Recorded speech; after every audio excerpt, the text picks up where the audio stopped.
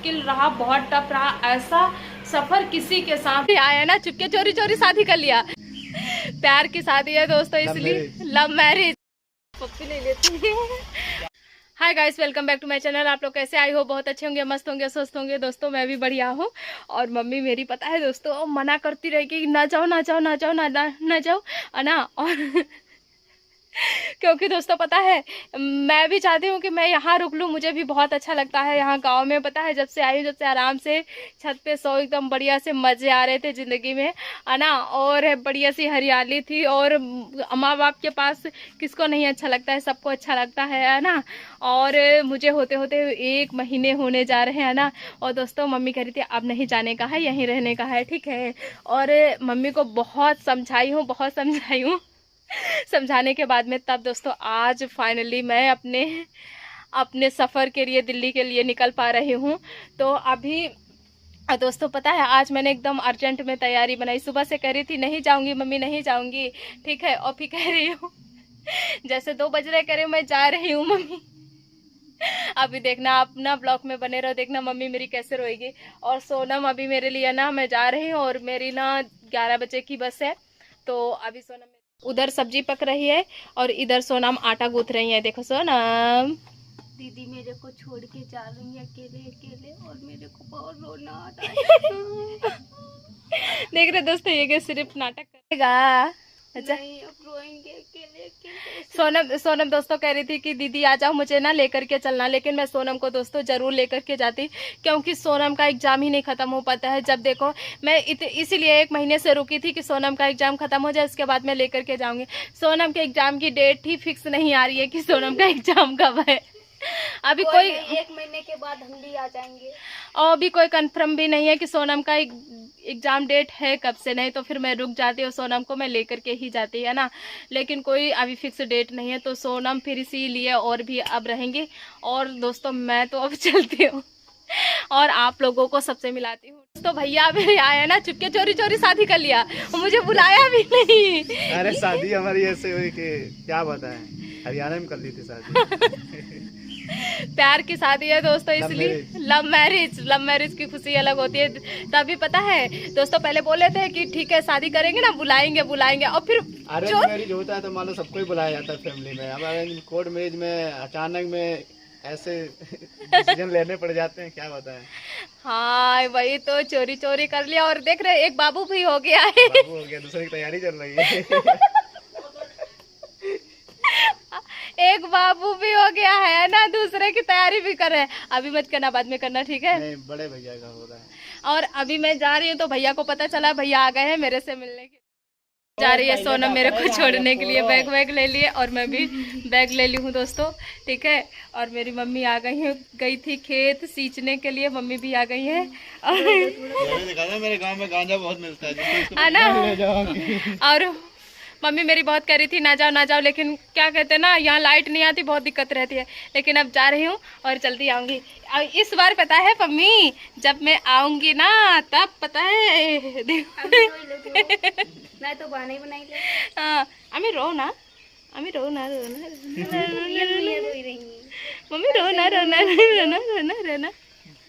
Mummy कर ले हुआ।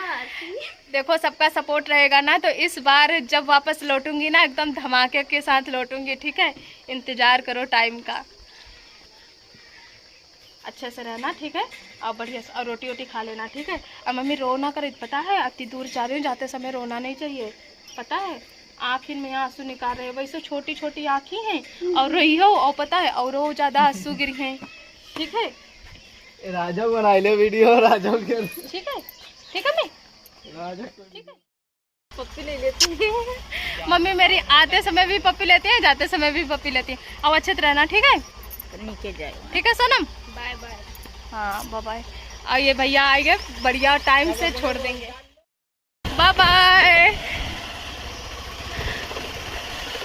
छूट गया सफर अपना, चल दिए मंजिल की ओर।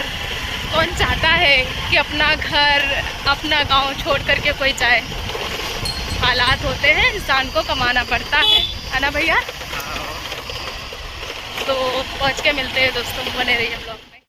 यहाँ भैया मुझे छोड़ के चले गए हैं। अब यहाँ पे मैं ऑटो का इंतज़ार कर रही हूँ, ऑटो जल्दी से आ जाए फिर मैं बैठती हूँ।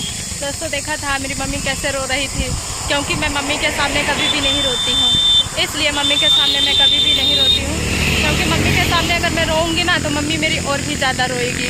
इसलिए हमेशा मैं अपनी मम्मी के सामने ना 24 घंटा में मम्मी के सामने ना हंसती रहती हूँ, कभी भी हो। मतलब मैं कभी भी जाती हूँ ना, और मेरी मम्मी ना बहुत रोती है, बहुत ज़्यादा रोती है, लेकिन मैं मम्मी को कभी मैं रोता हुआ नहीं देखना चाहती हूँ।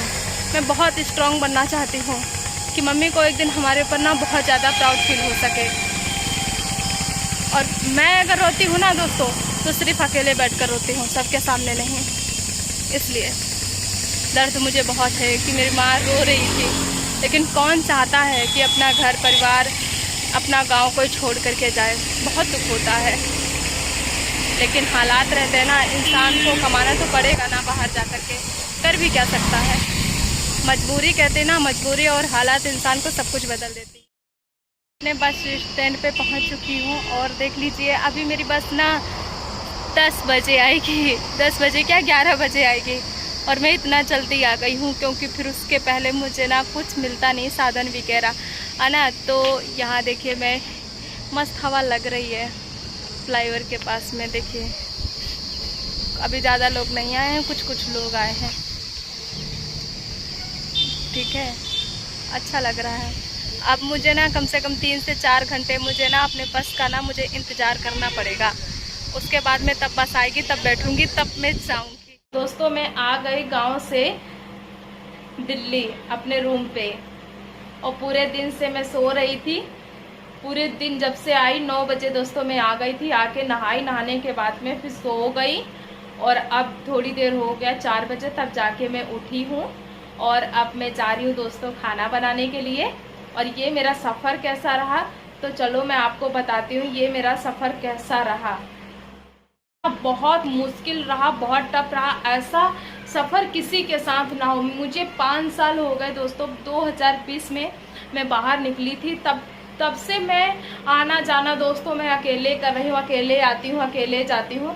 लेकिन मेरे साथ पता है दोस्तों ऐसा कभी भी नहीं हुआ था, लेकिन ये फर्स्ट चांस है ना मेरे साथ ऐसा हुआ। और ये सफ़र मेरे लिए ना इस बार का बहुत मुश्किल रहा और बहुत टफ रहा दोस्तों। टफ क्या रहा कि मैं हमेशा ना स्लीपर वाली बस से आती हूँ, और क्योंकि गर्मी होती है ना काफ़ी ज़्यादा, और मुझे वो सेफ भी लगती है क्योंकि उसमें वॉशरूम वगैरह जाने के लिए ना ये सब चीज़ें ना सेफ्टी रहती हैं और उतरना नहीं पड़ता है, तो मैं उसी से हमेशा ही जाती हूँ। तो मेरे घर से काफ़ी दूरी पर रहता है, 20-25 किलोमीटर पे, वहीं पे उतार देती, वहीं से मुझे आना होता है।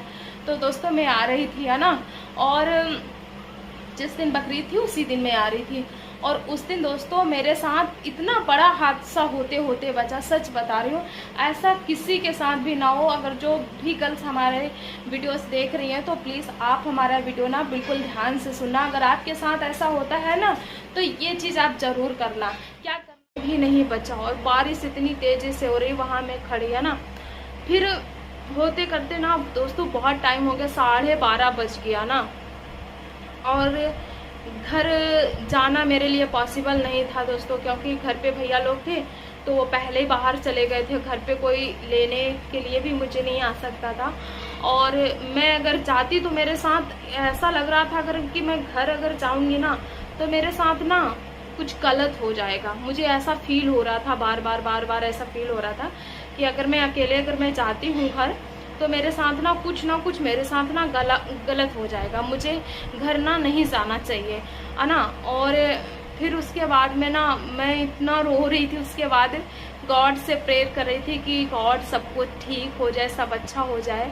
तो मैं एक ही चीज़ गर्ल्स लोगों से एक ही चीज़ कहना चाहूँगी, जो लोग मेरा वीडियो देख रहे हैं या बाद में जो भी देखना, अगर ऐसे चांस में उस टाइम मैं इतना ज़्यादा ना अपसेट हो गई थी, मुझे समझ नहीं आ रहा था कि मैं क्या करूँ क्या ना करूँ। अगर आपके साथ अगर ऐसा होता है मेरे जैसे, ठीक है, या कोई आपके साथ बदतमीजी करता है या फ़ोन छीनने की कोशिश करता है, या फिर बस का लेट इतना ज़्यादा हो जाए कि टाइम से ना आए और आप काफ़ी ज़्यादा परेशान हो और आप अकेले भी हो और आपको समझ में ना आए कि आप क्या करें, तो सबसे मैं आपको एक चीज़ बता रही हूँ, आप ना पुलिस को कॉल करना।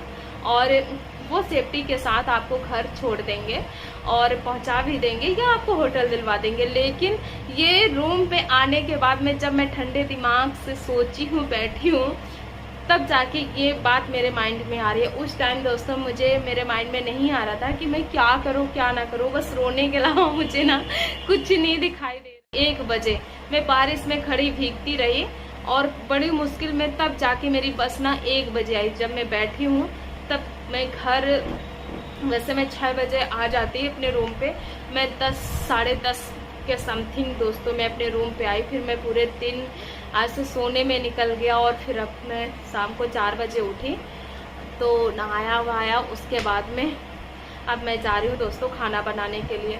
तो ये चीज़ ना आप लोग याद रखना हमेशा कि अगर कल आप लोगों के साथ ऐसा होता है तो आप ये एक्शन ज़रूर लेना। और मुझे भी लेना चाहिए था, बट मुझे समझ नहीं आ रहा था आखिर मैं क्या करूँ।